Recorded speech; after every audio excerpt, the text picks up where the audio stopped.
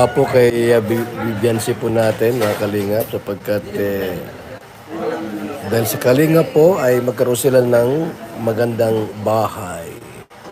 O, ayun nga po mga kalingap na inilahad po ni Kuya Val Santos Matubang ang kanyang saloobin. Patungkol nga po kay Viancy. Tuwang-tuwa po siya sa mga na-achieve po ni Viancy para sa kanyang pamilya. Yung magkaroon ng sariling bahay, malayo sa dagat kasi alam nyo na kapag nag-high tide ay umaabot sa kanila yung tubig, 'di ba? So sabi din po niya na namimiss na po daw niya itong si Viancy. O, diba? Grabe, napakabait po ng nila Kuya Val. Lahat po ng kalingap, no? So, alam naman po nating lahat na deserve po ni Viancy yung mga blessings na tatanggap po niya.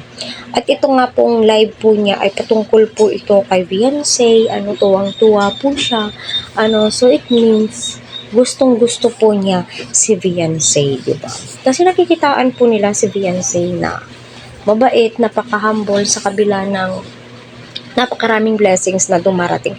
Never mo pong makita kay Viancy na siya ay nagmalaki, nagmayabang, bagkus lalo po silang naging open sa lahat ng taong nasa paligid po niya. Di ba nakakatuwa yung ganito? No, never mong makitaan, uy, naku, mas better na ako sa inyo kasi nga, mas binibless ako ni Lord. Hindi. Mas nakukuha pa po ni Viancy na tumulong sa kapwa. Di ba? So, pakinggan po natin. At makikiisa sa mga programa po natin ginagawa. Pagtulong at paglingap. Nga po, no, sinabi po ni Kuya Val ay nakikiisa, si Viancy sa programa. It means si Viancy ay sumasama na po kapag siya ay may free time, walang klase. At kita naman po natin sa latest upload ni Kalinga Prab na si Viancy ay sumama po sa pag-scout.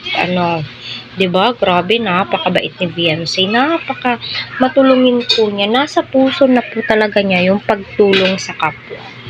And then, masasabi mo na kahit walang camera ay kayang-kaya pong tumulong ni Viancy.